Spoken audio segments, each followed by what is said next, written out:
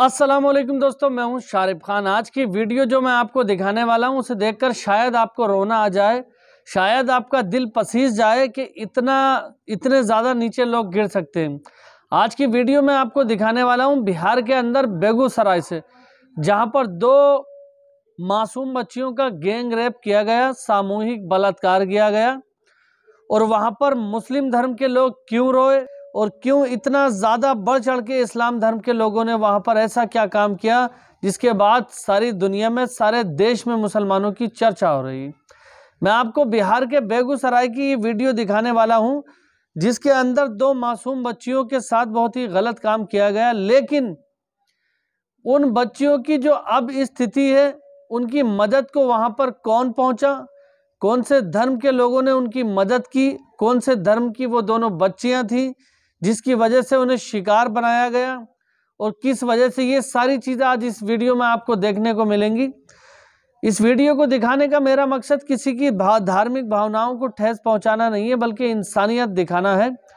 ये वीडियो जो मैं अभी आपको दिखाने वाला हूं, इस पे विनय दुबे मुंबई वालों की रिपोर्ट है। ये अपनी रिपोर्ट लगाकर पूरी रिसर्च करने के बाद आपको बता रहे हैं। तो चलिए विनय दुबे की ये वीडियो देखते हैं और उसके बाद आप और हम डिस्कस करते हैं। होली के दिन, होली के पवित्र त्योहार के दिन बेगूसराय के पचबीर में दो मासूम बच्चियों का बलात्कार होता है। सामूहिक बलात्कार, जिसे आप अंग्रेजी भाषा में गैंग रेप कहते हैं। होली जैसे पवित्र त्योहार को उन बच्चियों के साथ दरिंदगी की जा रही थी। हैवानियत उस जगह की जा रही थी जो विद्या का मंदिर था। बेगूसराय का पचबीर इलाका अचानक से सुर्खियों में आ जाता है। सोशल मीडिया पर इन बच्चियों के इंसाफ के लिए आवाज़ उठती है। इस मामले में मैंने जब प्रमुखता से जांच की तो पता चला कि हैवानियत की पराकाष्ठा थी।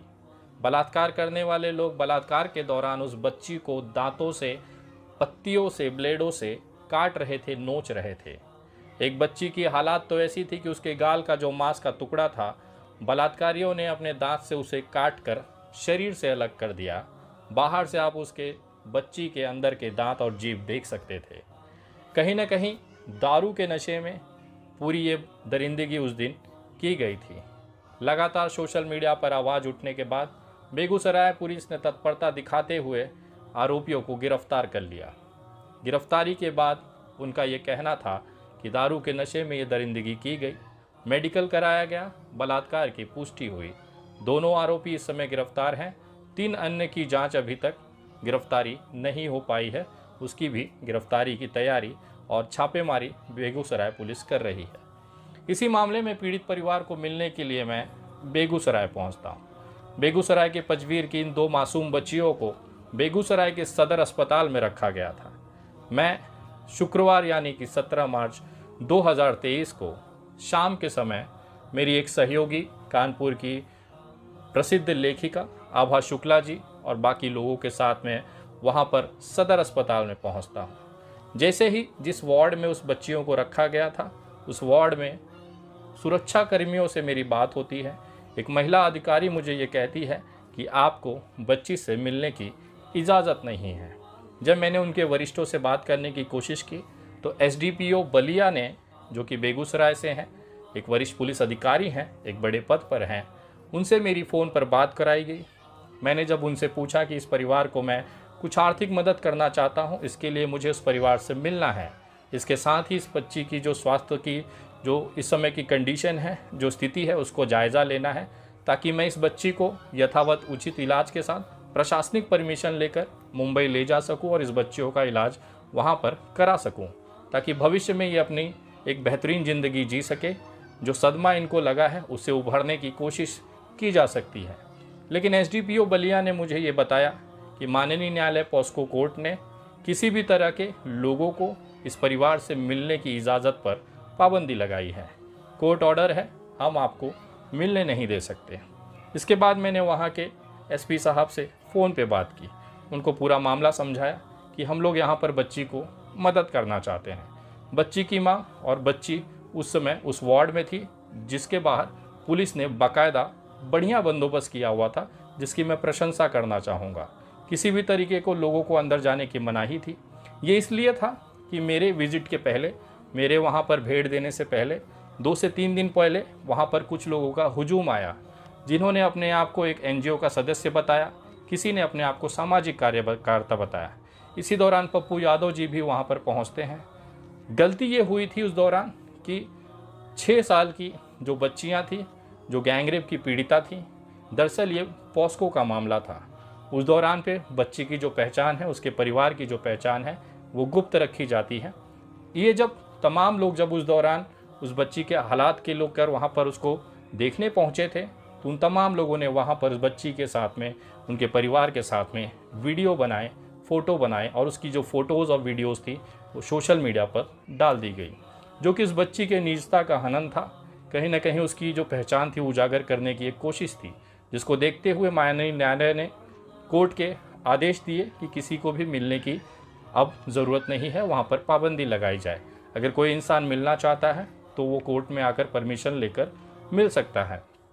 हालांकि मुझे किसी भी तरह की कोई प्रति कोर्ट के ऑर्डर लिखित में नहीं दिखाए गए, लेकिन एक एसपी के पद पर बैठा हुआ आईपीएस अधिकारी एसडीपीओ बलिया का अगर ये कहना है तो मैंने उसको मान्य करते हुए, उनको सम्मान्य करते हुए, उनको धन्यवाद करने के बाद मैं वहाँ से बिना मिले ही निकल जाता हूँ। बिहार बेगूसराय के पचवीर जाने के लिए जब मैं निकलता हूँ तो मुझे पुलिस बंदोबस्त द्वारा रोका जाता है।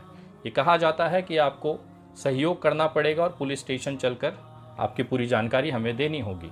मैंने कहा कि मैं यहाँ पर कोई विवाद करने के लिए नहीं आया हूँ, मैं कुछ आर्थिक मदद करना चाहता हूँ, जिसके लिए मैं इस बच्ची से मिलना चाहता था। संतोषजनक जवाब मिलने के बाद वो मुझे अपनी आगे की यात्रा करने के लिए इजाज़त देते हैं। लेकिन ये सारा जो खेल था, ये सारा जो माहौल था, वो मौखिक था। कहीं पर भी कोई लिखा पढ़ी नहीं हुई, कहीं पर भी कोई दस्तावेज नहीं बनाए गए, न उसकी प्रक्रिया की गई। मैं आगे पचवीर की तरफ निकलता हूँ। बीच में एक घर था जहाँ पर मेरे लिए बैठने की व्यवस्था की गई थी।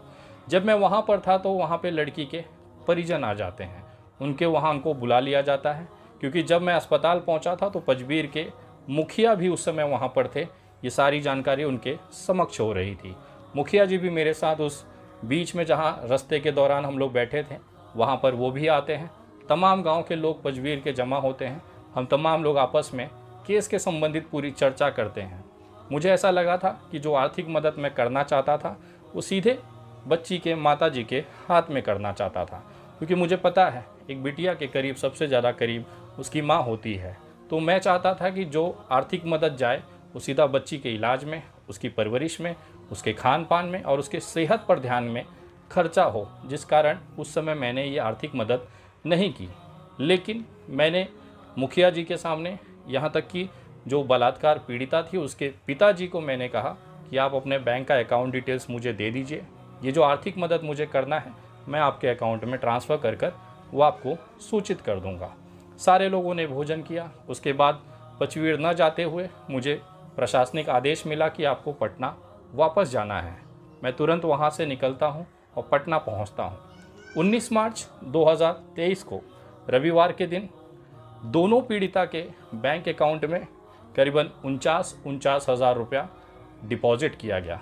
आपके स्क्रीन पे ये जो 2 स्लिप दिख रही है, उन दोनों बच्चियों को 49 हज़ार रुपये के कैश डिपॉजिट SBI के पटना ब्रांच के शाखा से किया गया है, जो कि शाम को 5:30 की है। दोनों बच्चियों को लगभग 50 हज़ार रुपये के जो मैंने एक वादा किया था वो उसको पूरा करते हुए मैं पटना पहुंचता हूं।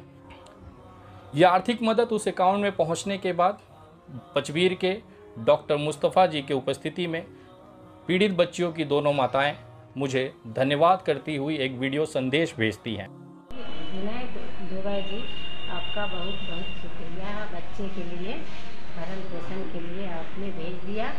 कल मैंने आ गया है, स्लिप निकाल के कल पैसे का हम भेज दूँगा।